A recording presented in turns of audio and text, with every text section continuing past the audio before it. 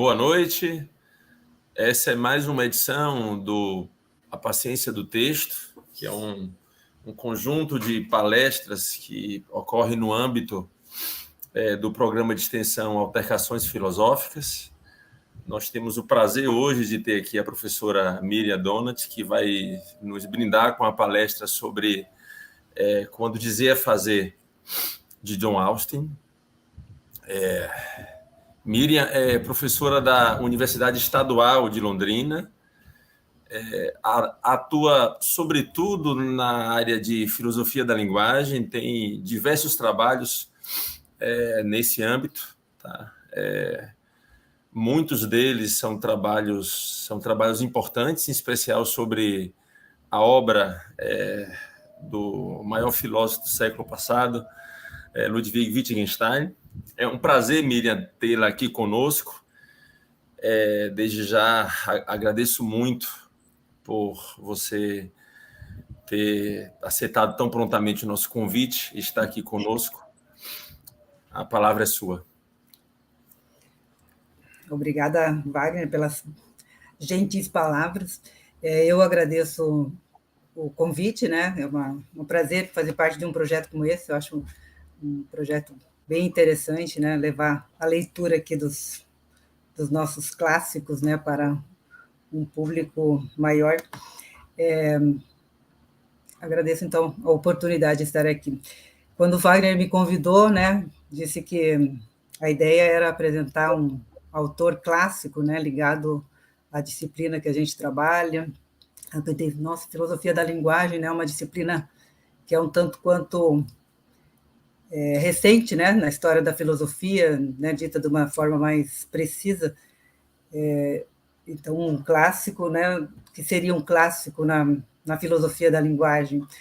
E, né, pensando na ideia do que seja um clássico, pensei, o Austin, eu acho que ele já consegue, né, apesar de ser um autor bastante recente, e a obra que eu vou apresentar, né, ela foi publicada há apenas 60 anos, mas eu acredito que ela tem alguns elementos que ela pode, sim, ser considerada já um clássico da filosofia. Né? Num sentido de clássico, no sentido de que ela traz alguns elementos, né, que eles fazem parte já de uma tradição filosófica, né? Ela tem uma série de desdobramentos, ela tem já uma marca na filosofia, né? Então, nesse sentido que eu acho que essa obra que eu vou falar para vocês hoje, eu acho que ela tem um sentido já de uma obra clássica. Não um clássico no sentido da filosofia clássica, platônica, aristotélica, né? Mas um clássico no sentido desse que ele inaugura uma tradição, né? No sentido de que a gente ouve falar de ato de fala, a gente imediatamente lembra de John Austin, né? Então é nesse sentido que eu entendo. Bom, o autor, né, o John Austin é um inglês, né, nascido em Lancaster, na Inglaterra, em 1911 e morreu em 1960, bastante jovem, né? E ele foi uma das maiores influências da corrente que hoje se chama a filosofia da linguagem ordinária, tá? E esse trabalho dele, né, ele iniciou esse trabalho e desenvolveu em meados dos anos 30 na Universidade de Oxford, na Inglaterra, e o trabalho dele teve como uma das grandes marcas, né, uma reação contra uma tradição que pensava a linguagem ordinária como se ela fosse impregnada, né, de imperfeições, ambiguidades, vaguezas, né, que deveriam ser corrigidas e superadas por uma linguagem dita ideal, né, uma linguagem formal, lógica, que daria conta de eliminar essas vaguezas e ambiguidades, né, que como tais não seriam suficientes ou eficientes para resolver os problemas da filosofia. Então, justamente a ideia, né, que está envolvida naquele momento, né, nos anos iniciais do século passado, né, com o desenvolvimento da filosofia analítica da linguagem, né, com Frege, Russell, o primeiro Wittgenstein, o neopositivismo, né, uma visão da linguagem que privilegia seus aspectos sintáticos semânticos, né, os aspectos lógico-formais da linguagem. E o Austin, ele vem, né, numa reação a esse movimento, entendendo que a linguagem ordinária, né, ela é, sim, uma rica fonte de nuances, distinções, né, de possibilidades que seriam úteis, né, e também tem a sua eficiência para a resolução de problemas filosóficos, né? Então, uma análise dessa linguagem seria muito importante para pensar também problemas filosóficos, não havendo a necessidade de uma outra linguagem, né, a criação de uma linguagem ideal para tanto. Tá? Então, é nesse sentido que ele desenvolve a sua filosofia. A obra que eu vou apresentar aqui, né, How to Do Things with Words, que foi traduzida por Quando Dizer é Fazer, né, na tradução do Danilo Marcondes, é a obra mais lida, mais comentada, talvez mais criticada do Austin, né? Ela é a obra com a qual nós imediatamente lembramos, né, de ato de fala, ou a teoria dos atos de fala, e lembramos imediatamente do nome de Austin, né? Então, é por isso que eu queria discutir aqui com vocês esta obra. E ela, né, no sentido que eu disse também antes, né, ela realmente consegue estabelecer um novo paradigma na filosofia, né? Eu acho que isso é importante, né, a ideia de um filósofo que realmente ele consegue pensar algo, né, propor algo que tenha uma contribuição efetiva no sentido de formar novos conceitos, novas formas, novos métodos, né, de se pensar alguma área da filosofia. E isso o Austin faz, inegavelmente, com a teoria dos atos de fala, né? Nós não podemos nunca esquecer que é ele quem começa essa tradição na filosofia, que com todos os desdobramentos que ela tem na filosofia contemporânea. Tá? Então, ele influencia com essa obra uma infinidade de autores, né, em diversas áreas, não só na filosofia, mas principalmente na linguística, né, também no direito, na antropologia, né? Então, ele tem um alcance muito grande dessas ideias, né, no sentido de contribuir para uma nova forma de pensar a linguagem. Essa nova forma, né, é uma forma de pensar a linguagem não mais a partir das condições, né, de verdade, da proposição, mas sim da linguagem como ação. Né? Então, a linguagem não é mais pura e simplesmente veículo, né, de informações em que nós fazemos descrições do mundo, mas ela é, sim, um modo de agir no mundo. Né? Essa ideia de ação, de ato da linguagem, né, que está presente no termo, né, ato de fala, ela é fundamental para entender a filosofia do Austin. Eu acho que esse é o ponto que eu quero tratar aqui mais fortemente, nessa ideia de ação, de performatividade da linguagem, como ele diz. Tá? Então, essa é a ideia.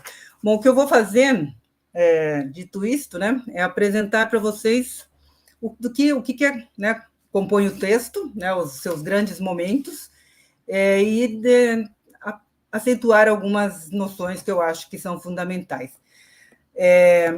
Então, essa obra, né, Quando Dizer é Fazer, ele é um texto, na verdade, que não foi publicado em vida, né, pelo Austin. Ele é um compilado de 12 conferências que ele deu na Universidade de Harvard, nos Estados Unidos, em 1955, né, e ela foi como que publicada a partir das próprias anotações que o Austin deixou, pelas anotações dos seus alunos, né, que assistiram às suas palestras, né, e ela foi transformada, então, num livro, né, e que aparecem essas 12 conferências. Tá?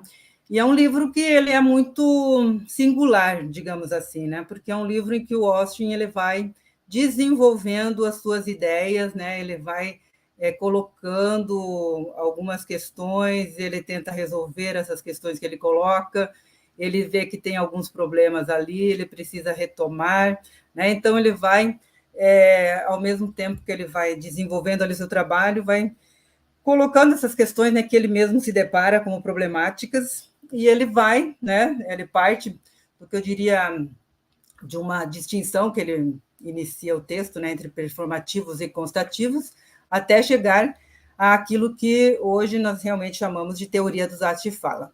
Né?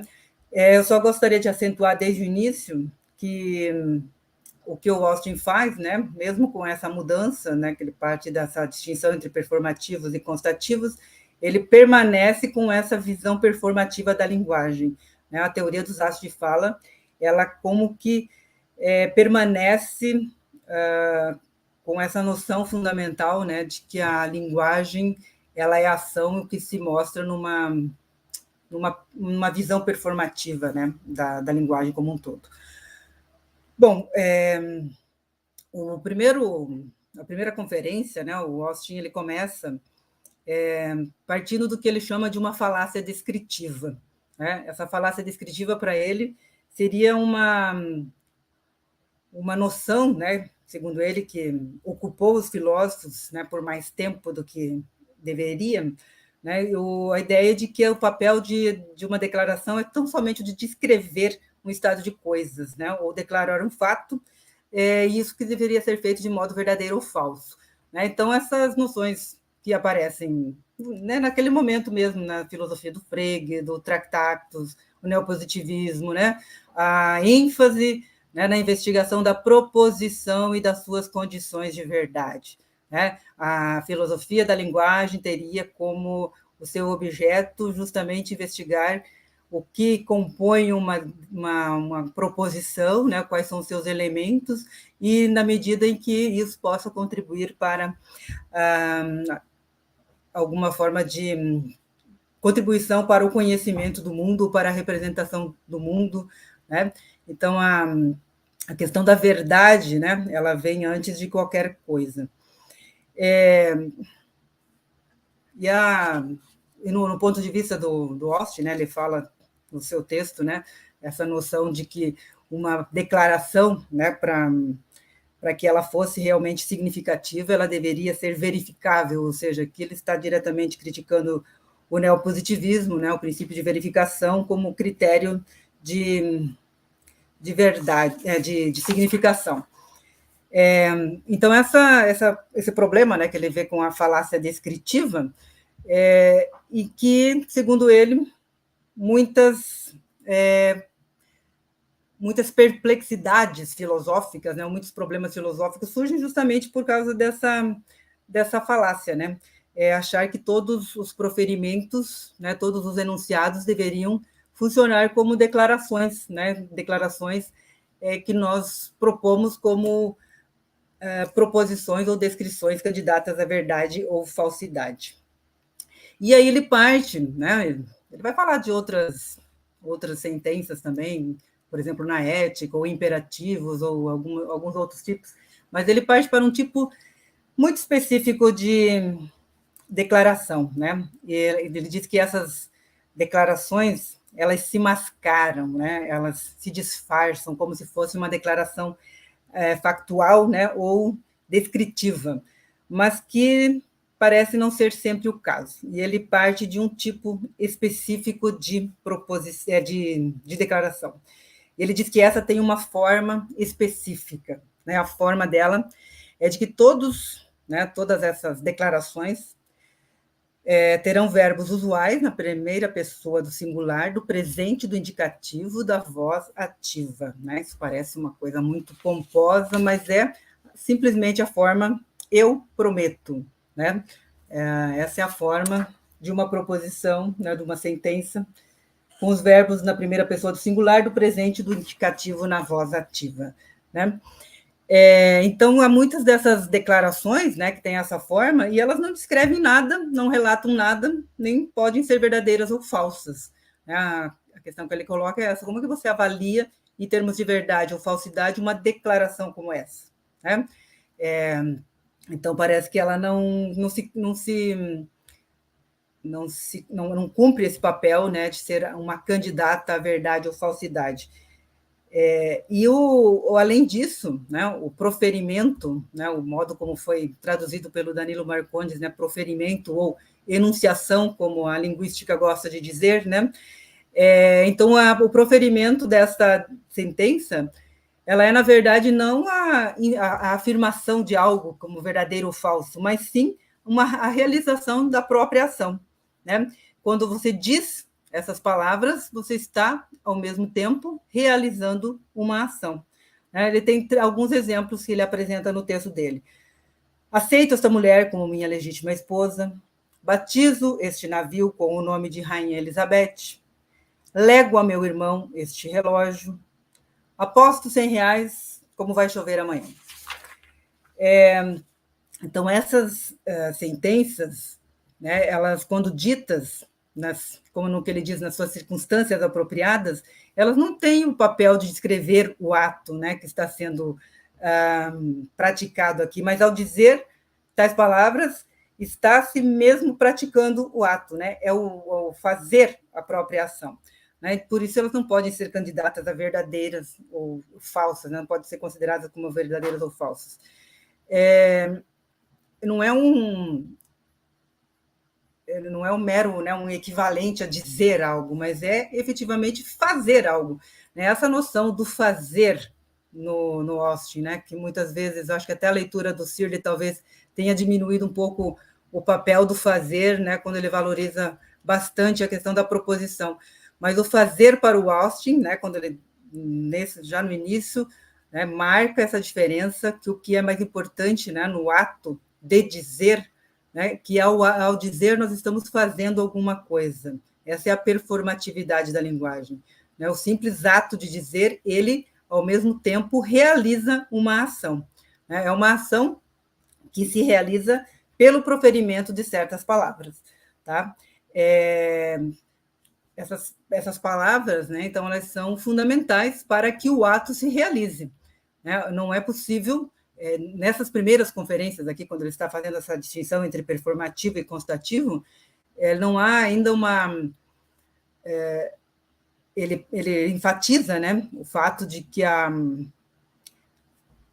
palavra aqui, né, ou essas ações, esses atos especificamente, eles não podem ser realizados sem que se digam essas palavras, ou algumas palavras.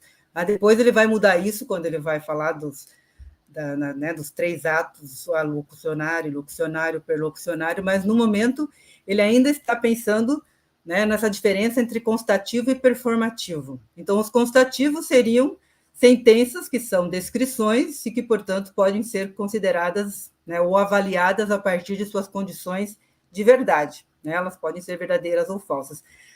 Os performativos, não. Então, seria um momento em que o Austin estaria distinguindo, né, aquilo que é constativo na linguagem daquilo que é performativo. É como se fossem 2 campos distintos da linguagem. Né? Já adiantando que depois ele vai modificar isso. Tá? Mas quando ele inicia as suas conferências, ele ainda está pensando de que é possível fazer essa distinção, né, entre essa dimensão constativa da linguagem e essa dimensão performativa. Então, os performativos seriam esses atos que são realizados ao se dizer certas coisas. Né? Então, as suas características não podem ser consideradas a partir das condições de verdade, mas sim, né, considerando as circunstâncias em que elas são ditas. Né? Então, além das palavras que são realizadas, é importante considerar as circunstâncias em que elas são ditas, e aí isso ele vai desenvolver na segunda conferência. Tá? Na segunda conferência, ele vai apresentar o que ele chama de condições para performativos felizes. Né? Ele mostra aí qual é a forma de se avaliar, né, os performativos, já que eles não podem ser avaliados em termos de condições de verdade, né? Se eles são candidatos, né, a realizar alguma ação, de que maneira nós conseguimos ou não realizar essa ação. Esse vai ser o foco do Austin na segunda conferência. Né? Quais são a ideia de felicidade que aparece aqui, né? Tem a ver com isso. Felicidade aqui não é deixar alguém feliz ao dizer alguma coisa. Né? Felicidade é um termo técnico do Austin, né? Justamente para mostrar que, né, da mesma maneira que nós temos condições para avaliar declarações que são constativas, né, nós também temos condições para avaliar um proferimento performativo. Né? Essas condições elas não têm a ver com o dito em si, né, mas com o ato. Né? Se eu consigo ou não realizar o ato pretendido, né, com aquelas palavras. Se quando eu digo eu prometo, eu realmente consigo ou não realizar essa ação. né? Então, a questão aqui das felicidades, né, ou das infelicidades, elas têm a ver com as condições que devem ser cumpridas para que se possa realizar o ato de forma adequada e completa, né? Então, muitas vezes, nós não conseguimos realizar esses atos, né? Há uma série de condições que precisam ser cumpridas. Quando elas não são cumpridas, os nossos atos são fracassados, né, ou malogrados. Em algum sentido, nós não conseguimos realizar o ato da forma pretendida. Tá? Ele vai apresentar isso na forma de 6 condições. Tá? Ele coloca as 4 primeiras condições, sendo condições que nós poderíamos dizer que são mais convencionais, né? Condições que, quando descumpridas, elas realmente não conseguem realizar o ato, ou elas impedem a realização do ato, e depois 2 outras condições que seriam condições ditas mais psicológicas, mas que elas impedem não a realização do ato, mas a realização de uma forma que ele chama de abusiva, né, ou incorreta. Então, as condições de realização de um ato performativo são as seguintes. A primeira delas, deve existir um procedimento convencionalmente aceito, que apresente um determinado efeito convencional e que inclua o proferimento de certas palavras por certas pessoas e em certas circunstâncias. E, além disso, as pessoas e circunstâncias particulares, em cada caso, devem ser adequadas aos procedimentos específicos invocados. É a segunda condição. A terceira é que o procedimento tem que ser executado por todos os participantes de modo correto e, por fim, completo. Então, essas condições, quando elas não são cumpridas, elas impedem a realização do ato pretendido, né? O ato é nulo, o proferimento, um desacerto, né? A ação é nula, ela não acontece, né? Então, um exemplo clássico, né? O casamento tem todo um procedimento que depende de que certas palavras sejam ditas por algumas pessoas, né? Então, tem uma situação convencional colocada ali, né? Um rito convencional, tem regras convencionais ali que devem ser seguidas. As pessoas devem ser as pessoas adequadas, né? Corretas, né? Não pode ser o caso lá de que o juiz seja um falso juiz, né? Ele tem que ser verdadeiramente o juiz, nenhum dos noivos pode ser casado anteriormente, né? E ele precisa ter todo o procedimento realizado em todos os seus passos, né? Até chegar ao final, quando o juiz diz, eu vos declaro marido e mulher, né? Então, nesse momento, o casamento é realizado e todas as condições foram cumpridas, né? Mas no momento em que qualquer uma delas seja descumprida, por exemplo, o fato de um dos noivos já ser casado, o casamento não acontece uma bigamia, né? A bigamia não é uma possibilidade.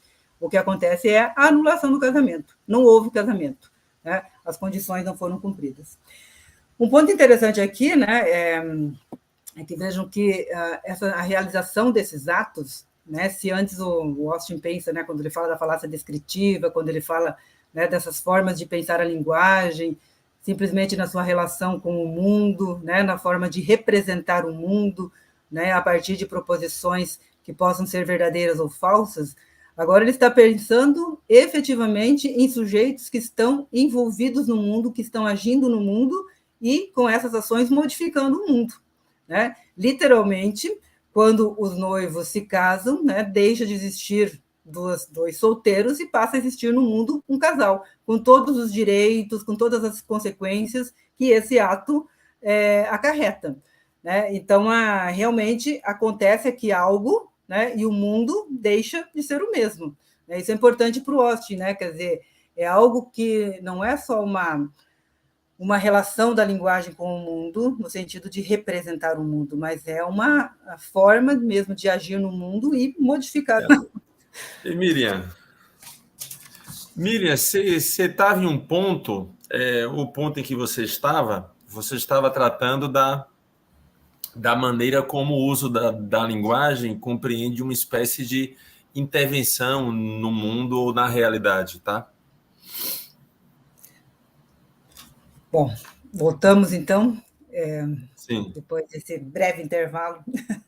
Não sei o que houve, eu acho que foi alguma coisa que eu coloquei aqui, mas enfim. É, como você disse, né, Wagner? Então, a questão da intervenção humana no mundo e não só a representação do mundo pelo homem. Então, essa é a ideia da performatividade, e eu falava das condições de realização dos performativos, certo? É, havia aquelas quatro primeiras condições, né, que são impeditivas do performativo, no sentido de que realmente, em descumprindo qualquer uma daquelas condições, o performativo não se realiza, e depois ele ainda reconhece duas outras condições que ele chama, ele diz que são mais afeitas aos pensamentos ou sentimentos das pessoas, né, que às vezes podem não impedir, né, o proferimento performativo, mas ele é realizado de uma forma que o Austin chama de abusiva. Por exemplo, prometer sem ter a intenção, né, de cumprir, ou pedir perdão, né, numa situação e não conduzir-se da maneira correta posteriormente. Tá? Então, seriam essas as condições. Bom, feito isso, né, então, são as duas primeiras conferências, o Austin acredita que ele teria, de alguma maneira, conseguido estabelecer essa primeira distinção entre constativo e performativo, e aí ele tenta fazer uma classificação do que seriam os verbos, né, mais propriamente performativos, aqueles que realmente seriam considerados performativos, ou os proferimentos que poderiam ser ditos, né, com uma forma que realmente são performativos, pela sua simples forma, nós poderíamos reconhecê-lo como um performativo e seria distinto, então, do constativo. O Austin, e aí essa é uma das questões, né, que o texto do Austin ele está em construção ali, né, a sua própria abordagem da questão, porque ele chega à conclusão, né, na sétima conferência, de que essa forma específica de um performativo, ela não é tão simples como ele havia primeiro pensado, né? Muitos performativos, eles são como que disfarçados, né? Às vezes eu digo saia, né? Eu poderia dizer por meio, né? Eu te ordeno que saia, né? Então não tem formas assim tão explícitas do performativo. E ele chega à conclusão de que mesmo os constativos, de alguma maneira, eles também envolvem uma certa performatividade, né? Quando eu faço uma afirmação ou quando eu faço uma descrição, né? Há algo também aqui, um ato envolvido na linguagem, né? O ato de informar, o ato de declarar, né? Então, essa distinção primeira que ele havia tentado, né? Ela não é tão simples como ele pensou, né? E ele modifica um pouco, né, a sua teoria naquilo que realmente nós hoje chamamos de teoria dos atos de fala. É quando ele faz a distinção entre três atos, né? Ele volta, né? Ele diz assim, no início da oitava conferência: ao iniciarmos o programa de encontrar uma lista de verbos performativos explícitos, pareceu-nos que nem sempre seria fácil distinguir proferimentos performativos de proferimentos constativos. E, portanto, achamos conveniente recuar por um instante às questões fundamentais, ou seja, considerar desde a base em quanto sentido se pode entender que dizer algo é fazer algo, ou que ao dizer estamos fazendo algo, ou mesmo os casos em que por dizer algo fazemos algo.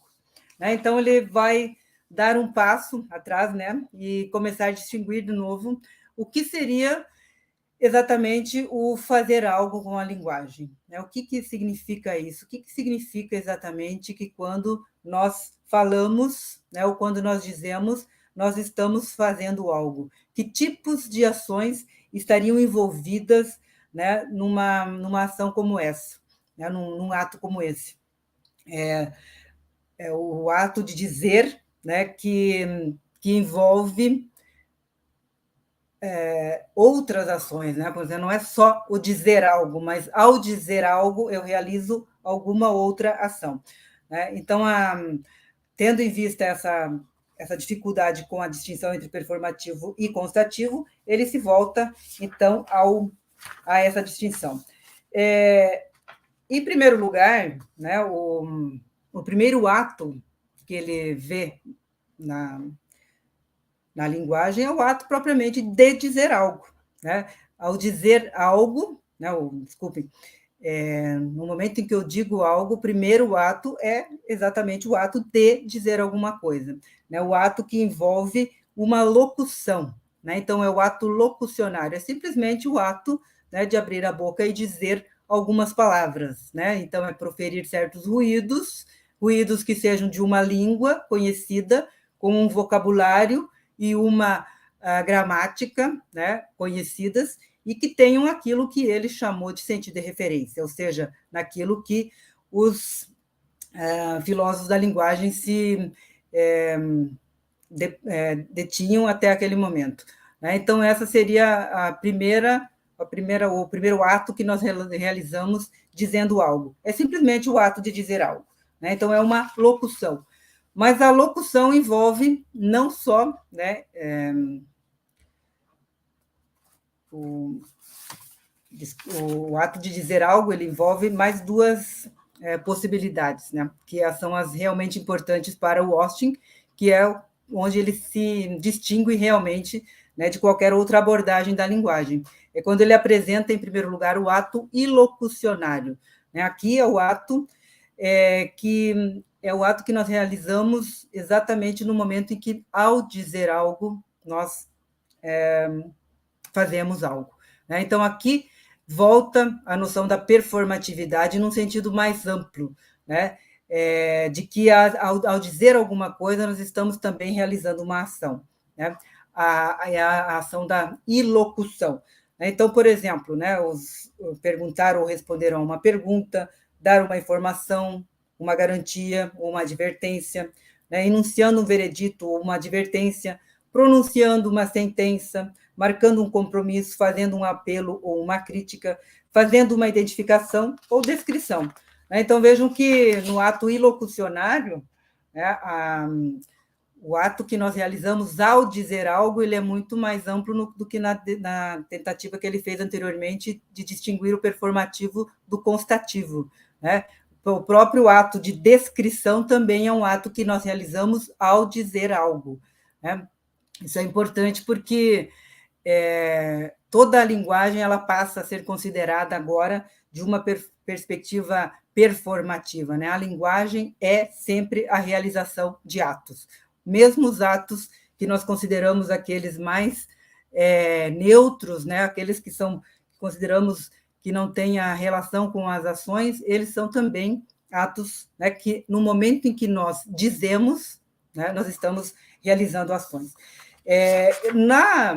Na perspectiva do ato ilocucionário, né, entra a convencionalidade da linguagem, né? Mas essas convencionalidades não são mais tão rígidas como ele pensava na distinção entre o constatativo e o performativo. Né? Agora, essa convencionalidade é algo que se dá de uma maneira mais implícita, né, nas nossas ações correntes. Né? É algo que marca os nossos próprios modos de agir, né, nas nossas situações comuns de uso da linguagem. Né? Seria, né, usando uma expressão do Wittgenstein, né, a linguagem enraizada nos nossos costumes, hábitos e instituições. Né? Nesses lugares em que nós agimos uns em relação aos outros, e toda vez que nós usamos a linguagem, né, estamos já realizando algum tipo de ato. Né? Então, essa ideia mesmo de que a linguagem, quando usada, ela é a realização de atos de fala. Tá? Então, esses atos eles são regulados, de alguma maneira, por uma série de regras, né? Podemos dizer regras sociais que implicam, né, nessas ações, e é ali que elas recebem, então, a sua significação. Né? Então, vejo que, se por um lado, né, o Austin, de alguma maneira, ele tentaria depois pensar, né, que o ato locutório ou a locução, né, ela é distinta desse ato de usar a locução, digamos assim, ou de usar esse mesmo enunciado para fazer alguma coisa, agora as duas coisas estão imbricadas, né? Não existe mais essa separação. E aqui nós temos algumas consequências que é interessante pensar, né? Quando se pensa o ato ilocucionário no Wittgenstein, no Austin, né?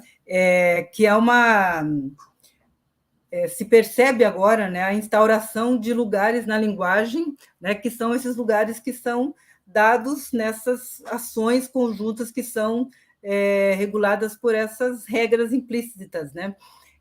Não regras no sentido do Wittgenstein, obviamente, né? Aqui eu estou falando de uma outra coisa, como essas possibilidades, né, que nós temos de usar mesmo o ato de fala. Por exemplo,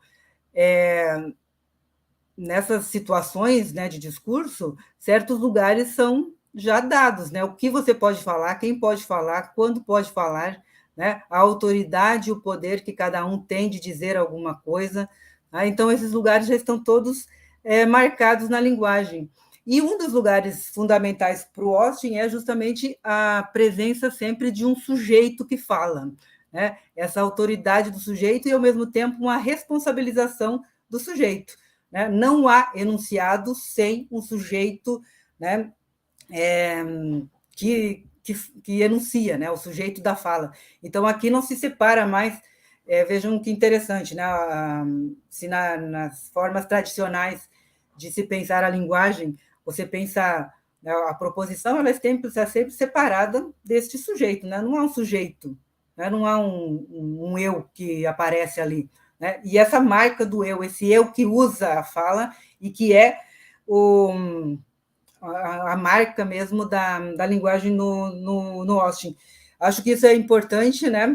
Essa presença desse sujeito, porque aqui não dá mais para separar, né, a linguagem deste sujeito. O sujeito e o objeto estão no mesmo plano da investigação da linguagem, nessa forma de pensar que o Austin propõe, né? E é justamente no ato ilocucionário que isso aparece de forma mais clara, né? Porque toda vez que o sujeito fala, ele se compromete com aquilo que ele diz, ele cria relações, ele cria uma responsabilização por aquilo que ele fala. Tá? Aí eu já vou dar um exemplo daqui a pouco, né? Talvez fique mais claro.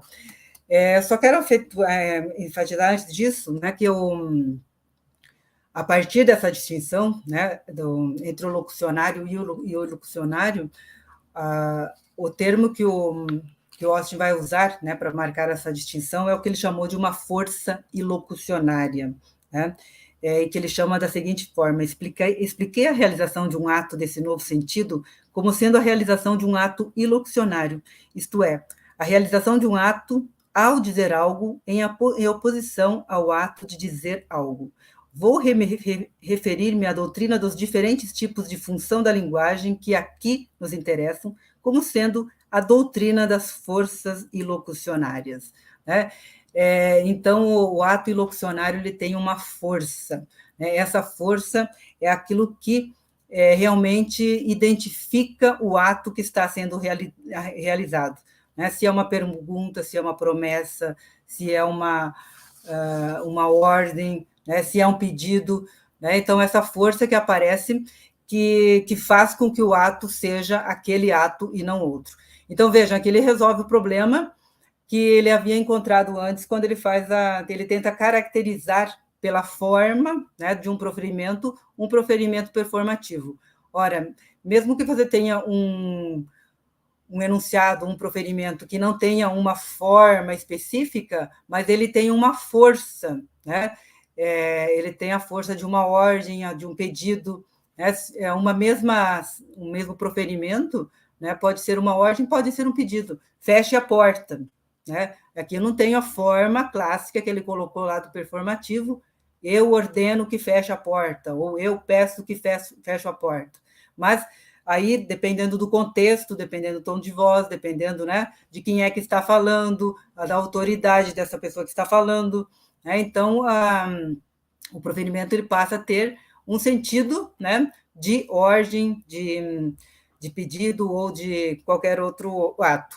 Então, esse ato aparece, né, sempre no contexto da fala. Né? Ele não tem mais uma forma específica, mas ele vai aparecer na medida em que ele é utilizado numa situação específica de fala, tá?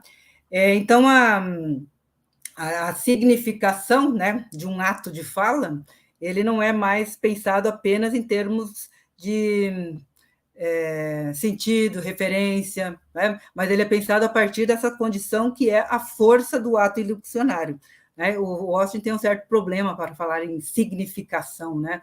Não é como o Wittgenstein que diz com todas as letras, o significado é o uso, né?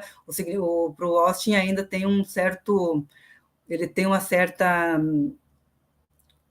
noção de que o significado estaria mais ligado ao sentido e referência no sentido tradicional, né? Mas ele concede que nós possamos também pensar, né, que o modo como o ato é realizado, ou essa força elucionária, né, ele empresta uma significação para a expressão, né, ou para as palavras. Então, ele poderia usar dessa maneira, né, referir a força elucionária como o significado que aquela expressão tem naquele momento, né? Suas palavras tiveram o significado de uma ordem, mas só fazendo essa ressalva que ele tem ainda uma certa ele tem uma certa dificuldade, né, de assumir que o significado é o uso, o significado é o ato, né? Ele faz uma pequena distinção.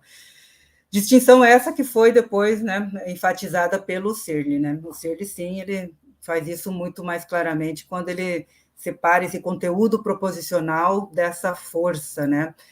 Então, tentando mostrar que seriam quase como que duas dimensões. Me parece que o Austin não faz isso tão claramente ou tão explicitamente, justamente para não fazer essa diferença, né? Ou marcar dimensões diferentes na linguagem, né? A linguagem agora não tem, né? Quando ela é pensada em ato, você não tem essas diferenças. Agora é proposicional, agora é um ato, né? É o ato de fala total, na situação de fala total, como ele fala ao final do livro, né? É isso, então, que importa. E, por fim, há um terceiro ato, né, que é o perlocucionário, que seria o ato que nós realizamos por dizer algo, né? Que muitas vezes passa despercebido naquilo que nós dizemos, né? E acho que o Austin, talvez, ele tenha sido até um pouco... Deveria ter sido mais valorizado esse aspecto do perlocucionário do que realmente foi, né? Porque o perlocucionário, ele atinge, né, outras pessoas, são efeitos ou consequências que o ato de dizer algo, né, e ao dizer algo, eu provoco em outra pessoa, né? Então, são consequências daquilo que eu digo, né? Como, por exemplo, alarmar, espantar, divertir, aborrecer, encorajar, distrair, inspirar, insultar, irritar, insuflar, né? Então, esses atos perlocucionários, eles não podem ser colocados na forma do ato ilocucionário, né?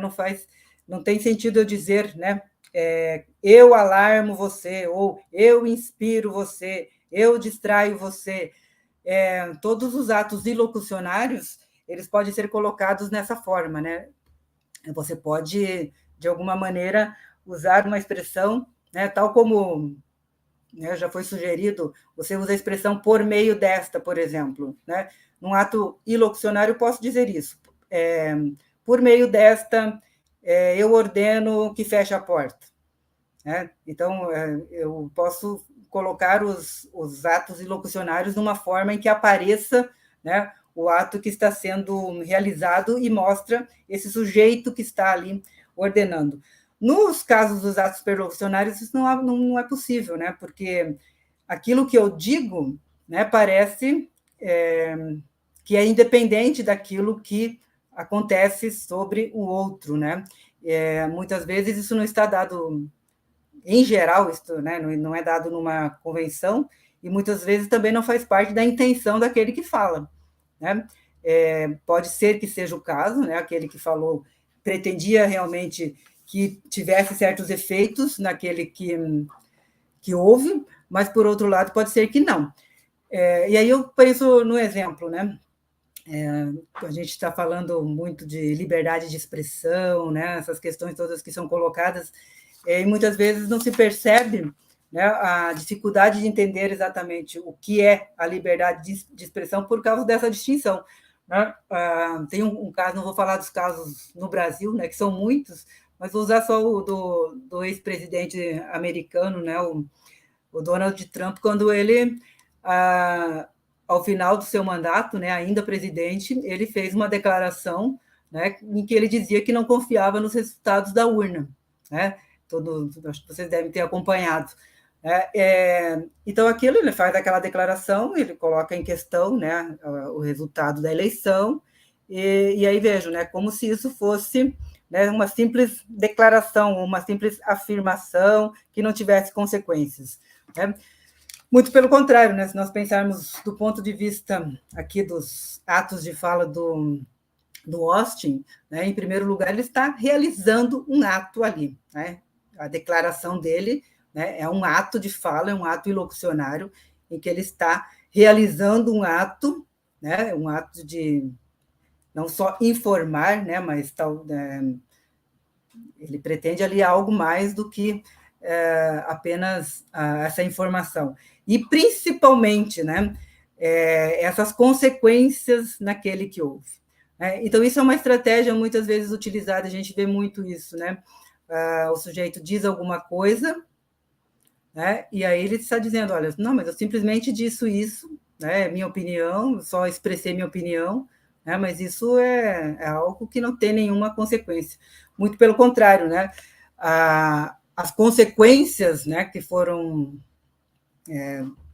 o que aconteceram, né, em relação ao que ele disse, todo mundo sabe a invasão do Capitólio, né, com 5 mortes e todo aquele desastre que aconteceu.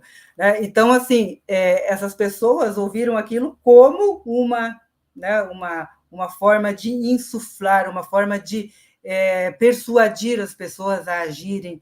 Né? Então,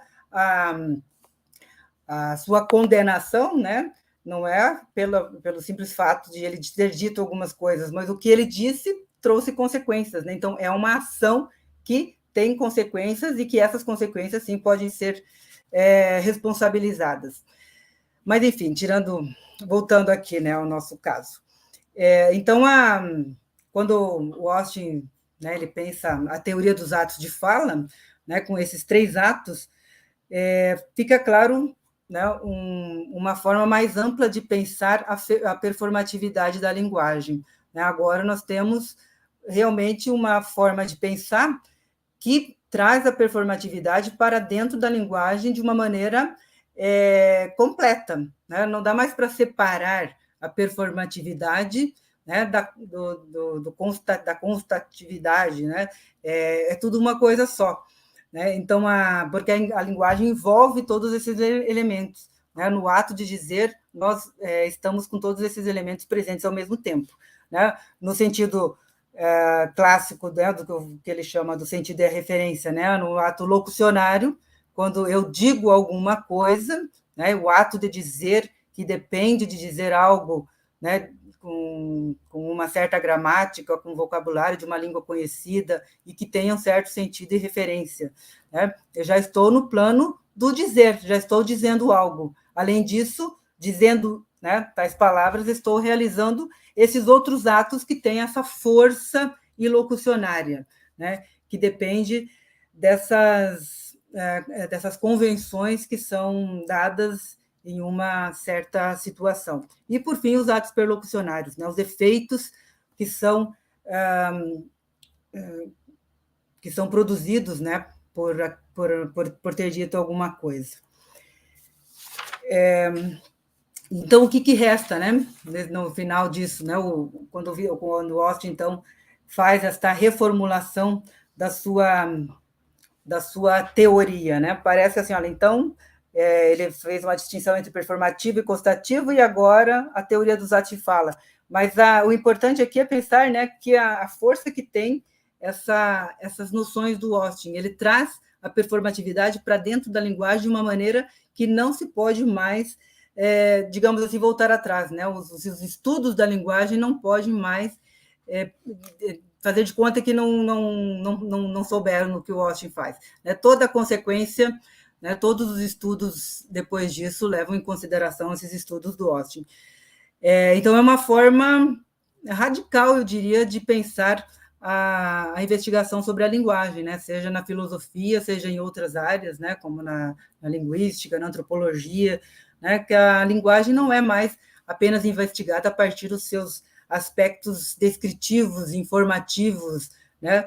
Mas sim da linguagem que é pensada como ação, né? E que tem e a ação que recebe o seu sentido também e justamente pela própria linguagem, né? Então, esse caráter cognitivo da linguagem, né, deixa de ser o núcleo da investigação, né?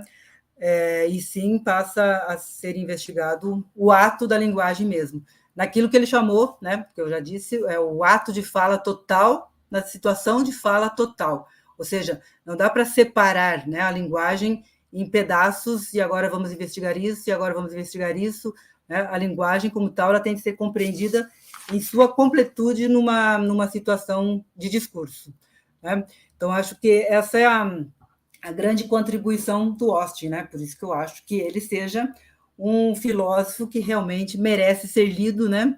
Que é um clássico já da filosofia da linguagem, né? Ele é um autor incontornável, né? Na filosofia da linguagem, quando nós pensamos em qualquer situação, né, em que nós pensemos em atos de fala, é o Austin que nos vem à mente. E ele tem uma contribuição assim muito grande, né? Eu acho que até na filosofia ele é um autor que talvez ele seja um pouco mal compreendido, né? Ou um pouco pouco lido. Né? Talvez outras áreas até deem mais valor ao Austin do que na própria filosofia. Né? Eu acho que ele merecia também um olhar mais carinhoso por parte da filosofia, né? E é isso. Talvez vocês tenham tiverem algumas questões. Eu fiz assim, alguma apresentação bem geral aqui, né, no sentido mesmo de apresentar o autor e o livro para vocês. Espero que tenha contribuído e que vocês tenham curiosidade de ler o Austin. Muito obrigado, Miriam.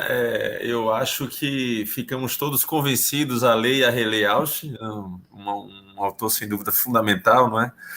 A sua exposição acho que cumpriu bem esse papel de nos convidar à leitura e à releitura. A gente tem algumas questões aqui já, Miriam.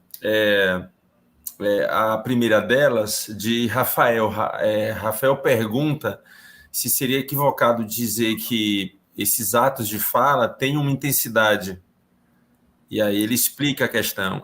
Uma coisa é uma pessoa, diz ele, dizendo para 100 pessoas, outra coisa é a mesma fala para um público menor.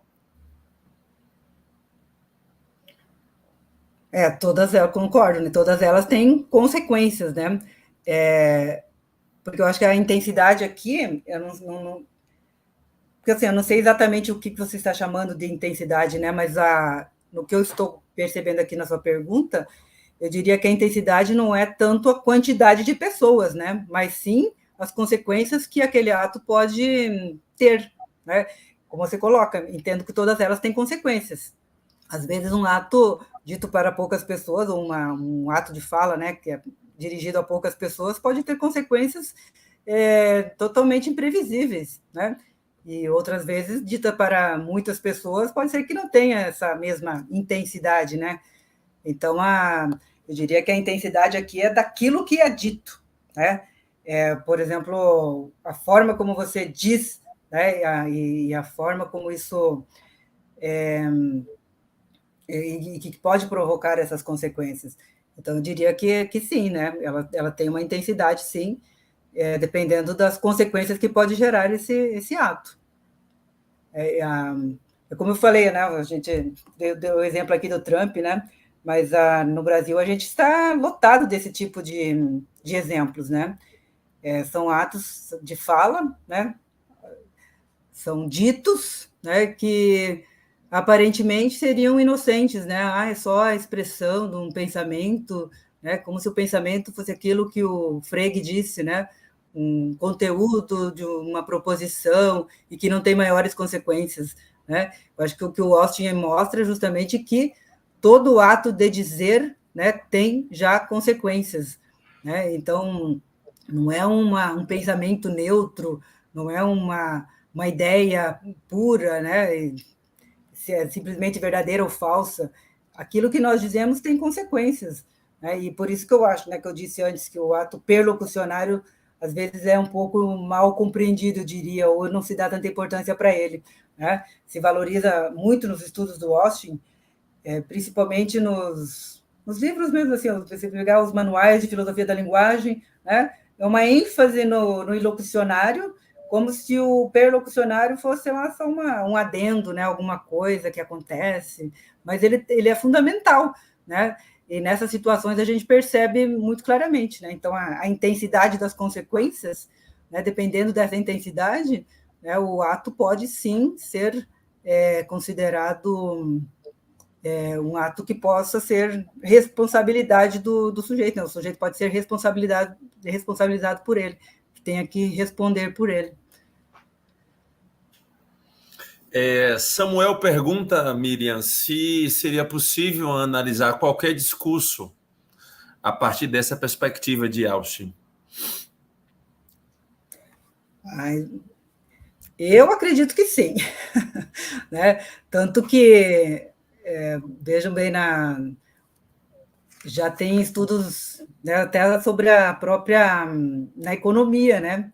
Você viu antes que vocês disseram que aqui tem alunos, né, basicamente da filosofia, do direito, né? Na filosofia, no direito nem se fala, né? Os atos do direito, todos eles são atos de fala, né? São instituídos, são convencionais, né? E eles podem ser analisados como tal, né? E acredito que outras áreas também. Há, inclusive, né, comentadores que entendem que a própria ciência não é isenta, né, de uma análise dos atos de discurso, né, porque a ciência parece ser aquela descrição do mundo, né, aquela neutralidade, se só descreve fatos, né, mas há sempre o envolvimento de um sujeito, né, inegavelmente.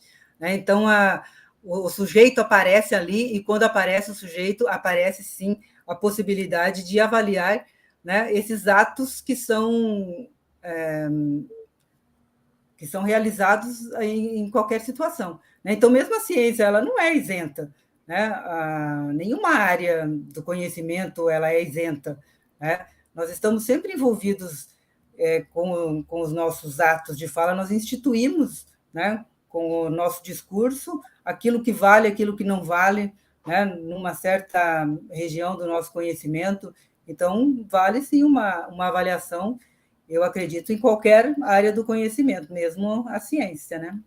Os atos de fala dos cientistas, né, eles têm um valor também. Né? Eles não apenas descrevem o mundo de forma neutra, né, de forma verdadeira ou falsa, eles estão envolvidos também na maneira em que, por exemplo, nós descrevemos o mundo. Há, sim, uma forma de pensar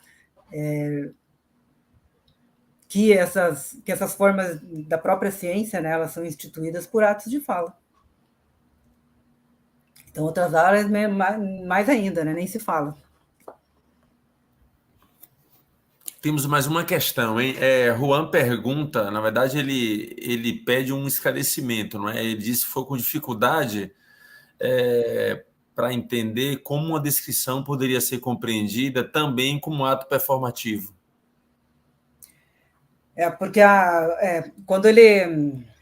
Isso ele faz logo na primeira parte ali do livro, né? Quando ele distingue entre performativos e constativos. Porque quando ele começou o livro, ele realmente achava que fosse simples, né? Aqui é o constativo e aqui é o performativo pela forma do próprio proferimento. Né? Então, quando eu digo, né, a famosa frase, o gato está sobre o tapete. Né? Aqui é só, o que importam são as suas condições de verdade. Né? Então, vamos avaliar, né, conforme o caso aqui, o que é que torna essa proposição verdadeira ou falsa. Né? Então, aqui não haveria uma performatividade, ou não existiria um ato performativo sendo realizado. Né? Ao passo que, quando eu digo eu prometo, né? Aqui já aparece explicitamente o sujeito, né? Aquela forma que ele coloca lá, a primeira pessoa do indicativo na voz ativa do presente, né? Então, essa forma que ele achou que, naquele momento, ele achou que fosse a forma de um performativo. Mas aí, quando ele tenta, né? Depois de fazer essa distinção primeira, quando ele tenta fazer uma classificação, eu acho que tinha uma coisa que era um pouco, né, coisa de linguista, né? Ele tentava classificar a partir dessa distinção que ele fez. Então, vamos classificar agora, né? Quais são os verbos performativos e quais são os verbos constativos, né? Vamos fazer essa separação. E só que ele percebe que, na verdade, isso não acontece, não é tão simples assim, né? Que, em geral, muitos dos nossos proferimentos que são considerados, não são nem considerados performativos, né? Mas eles têm uma possibilidade de ser colocados na forma performativa, né? Quando eu digo saia, né? Eu estou dizendo, eu ordeno que saia, né? Então, eu não tenho uma forma tão simples.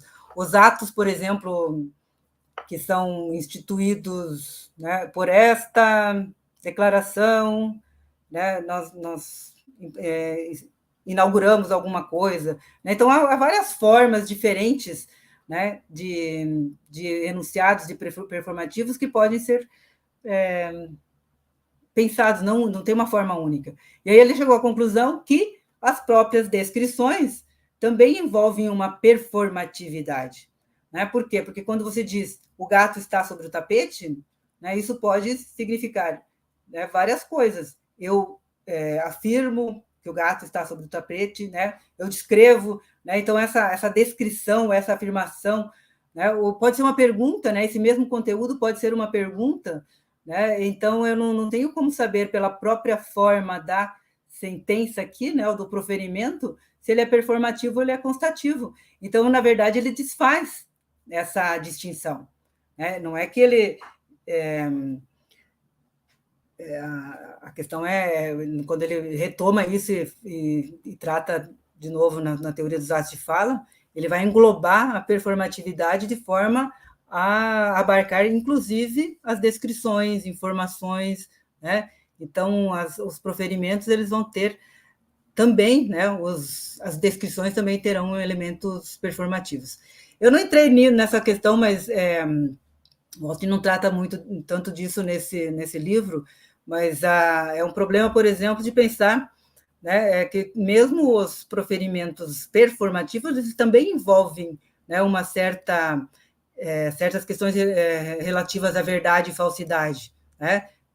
Quando a situação que eu falei lá do casamento, né, tem de ser verdadeiro, que o padre é realmente um padre, que os noivos não sejam anteriormente casados, né, que os dois sejam solteiros. Então, há uma série de condições que implicam também em questões relativas à verdade, né? O Austin depois ele retoma isso. Então, para mostrar justamente essa dificuldade de pensar, né, essas separações, né, essas distinções que são feitas muito rígidas na linguagem. Né? O foco do Austin era justamente essa hipervalorização da descrição, né? Que ele vê principalmente no movimento que acontece lá do neopositivismo, né? Uma ênfase muito grande na proposição e nas condições de verdade, né? A significação tendo como critério a verificabilidade, né? Coisas desse tipo. Então é nesse sentido que ele vê os problemas em relação às descrições. Né? Então, pensar a linguagem de uma forma mais ampla, uma linguagem como ato, que envolve, inclusive, a descrição. Né? Ela não elimina a descrição, ela traz a descrição também para dentro de uma das suas possibilidades. Né? A descrição é uma possibilidade de um ato que nós podemos realizar com a linguagem.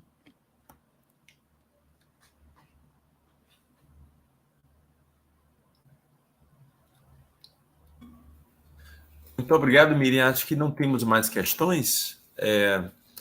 Eu me vejo tentado a fazer questões a partir de Wittgenstein, mas acho que vamos ter a oportunidade de fazer isso logo mais, não é?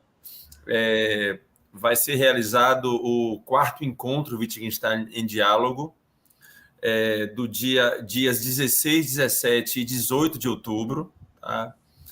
Eu participo, tenho uma honra de participar da organização também, a organização que é chefiada por Miriam. As inscrições, inclusive, estão abertas, não é, Miriam? As inscrições Sim. estão abertas para ouvintes até o dia 16 de outubro. E para a apresentação de trabalhos, as inscrições estão abertas até o dia 8 de outubro, tá? É isso então, Miriam. Muito obrigado, viu? Eu Muito que obrigado agradeço. pela exposição, pela palestra muito esclarecedora. Como disse, eu não tenho dúvida de que a Austin hoje ganhou mais leitores, tá?